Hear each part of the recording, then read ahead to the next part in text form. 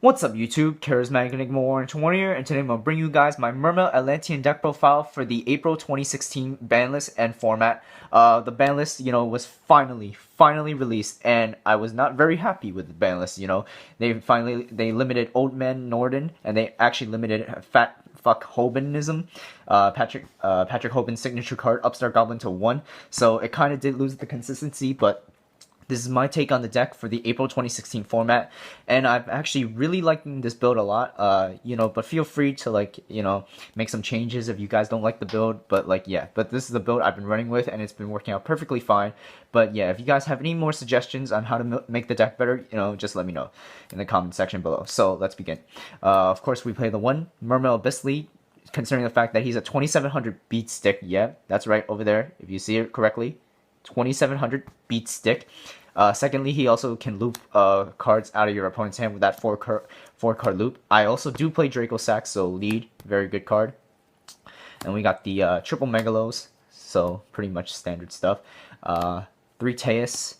The reason why I decided to play 3 Teus as opposed to just playing only the Mermail engine, just the Megalo engine, is because I hate drawing Dragoons, and Dragoons is such a bitch to draw if I don't have Megalo, so I kind of wanted to add the Teuses back into the deck. Also play 1 Pike, 1 Turge, and double Gun. So that's it for so this is basically my heavy Mermail engine for the Atlanteans, because obviously Dragoons is such a bad card to draw if you don't have something to discard it, so that's why I have Teus, I have Pike, I have Turge for that, and of course Gun is also there just to revive your Mermails, with more discarding outlets for what you can do with your little plays. Also, I decided to add back the Turge into the deck because of the fact that it's a level 4, and I can also do it for rank 4s because Norden's at 1. So I want to try to conserve Norden's plays as much as possible, but I should be winning games as soon as I resolve just one, so no big deal. So that's it for the Mermail part of the deck. We got triple Nephibus for the Atlanteans, broken card, double Dragoons, double Marksman, and triple Infantry. Now, I still like playing triple infantry in this deck. I don't care what you say. Infantry, although Pepe did get slaughtered, they still are pretty much a big threat. So I still kind of feel like having infantry is pretty good. Also stops with your monarchs, with their return of the marches, their domains and shit like that. Now everyone's starting to play the Monarch XYZ thanks to Patrick Hoban and stuff. I like the concept, but overall, I don't think it's such a good idea. The domain is such a powerful floodgate. Why would you not want to play that card? So we got those Atlanteans right there. Diva, pretty standard. You gotta play 1 Diva. I hope this card comes back to 2 off the ban list pretty soon. Moon Glacia, the Elemental Lord. This card's pretty much a staple, but it's also an easy side out against PK Fire and Burning Abyss, so yeah. And then this is a proxy. The Dynomist Pleazo is actually in Aqua Spirit. Like I said before, now with the limitation of Norden, I kind of try to want to max out on level 4s so I can make Abyss Dwellers or rank 4s much easier. Because I want to try to conserve my instant fusion plays. So this is an Aqua Spirit. If you guys have an Aqua Spirit, it's a freaking common, but I'm pretty sure I can pick it up. But if you guys have an Aqua Spirit, I would highly suggest playing 1. I've had much success with it, so yeah. And lastly, I play 2 Gamisio, the Sea Turtle Kaiju. This guy is pretty good against outs to your Cosmo matchup. This basically gets rid of their Dark Destroyers, and at worst comes to worst, this card can be a combo card for discarding outlets with your Megalos and your Teuses just to get your engine rolling, so Gamisio is a very good card.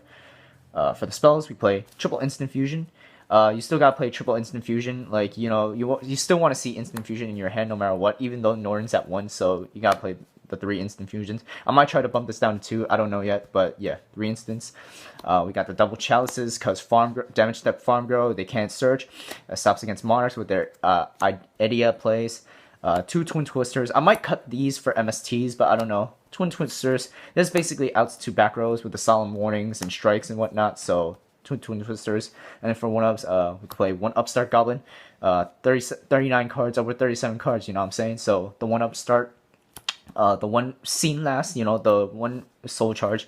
This card basically, like an instant fusion, helps me make some pretty big established plays. Although I can't attack, soul charge really does help me give some time to establish some boards, so soul charge is pretty good.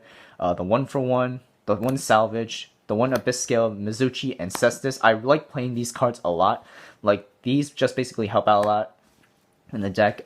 This prevents, you know, strike from going off if my opponent ever wants to feel risky wasting 1500 life points. And of course, the Abyss Scale of Mizuchi. This is already pretty standard against like Pepes and Monarchs and shit like that.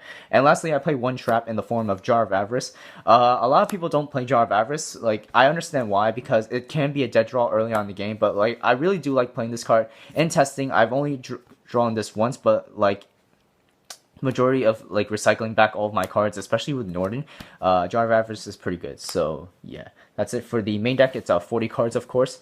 Moving on to the extra deck, we have the Blue Eyes token and 2 Judge tokens, just in case, like, if they ever ask for a Judge, I'm right here, you know what I'm saying? So yeah, we got those.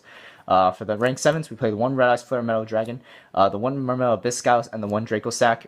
There's a 3-card combination which you can do with Draco Sack and its tokens to get 4 cards out of your opponent's hand, which is so fucking amazing. That is, if they don't have Effect Veiler or Max C, but like, yeah, I play these guys. Number 37, Hope Woven Spider Shark. This card is freaking amazing. I like this card a lot. Castel. This comes in clutch. This helps me fan away some stuff that I want to get rid of, so Castel really helps out a lot. 1 Daigusto Emerald. Emerald is here just to help recycle some of my stuff, you know, my dead Megalos, my dead Nordens and stuff. So once again, Daigusto Emerald really helps out in recycling. Double Dweller. So you can still play Double Dweller.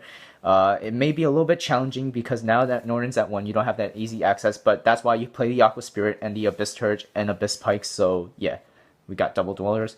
For Synchros, 1 Leo. Trishula. This card's still pretty good. You still gotta play Trish. This comes in clutch against Cosmos. If you have the right setting, you can actually try to... this actually can help out against your Cosmo matchup. Say if you have this card on the field and like you have the number 37 Hope Woven Spider Shark. So this card's pretty good. It helps out a lot. 25 Armades. Gungnir.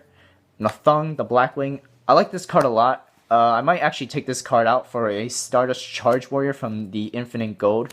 But I sometimes make this just in case if I can burn out my opponent if they're under 800 attack points. This also helps out in lowering the stats of my opponent's spaceships, so this card's pretty okay. But I might change it up for the Stardust Charge, 1 Tatsunoku, and lastly the 1 Norden. So that's it for the extra deck. Now, I don't play this card, Thousand Eyes Restrict, mainly because Thousand Eyes Restrict back then was such a weird card, but now looking at today's format, he's not really that good. I mean, with Instant Fusion, yes, you can bring it out, but then what are you gonna realistically target? Cosmos with their Dark Destroyers, you can't target that. And plus, during the end phase, it's gonna get banished or something, and plus with this restriction, you can't attack except using this card, so... that kind of sucks. I would not want to play this card. I don't know why Konami decided to even unban this. Hell, you can bring this back at 3 and it's probably not going to do shit. So yeah, fucking a $15 card for no apparent reason. So that's about it for my Mermail Atlantean deck profile for the April 2016 format. I hope that you guys liked the video and subscribe. And also, if you guys have any suggestions on how to make this deck better, or any tech choices that you guys personally might have, you know, PM me down below. So yeah, that's it.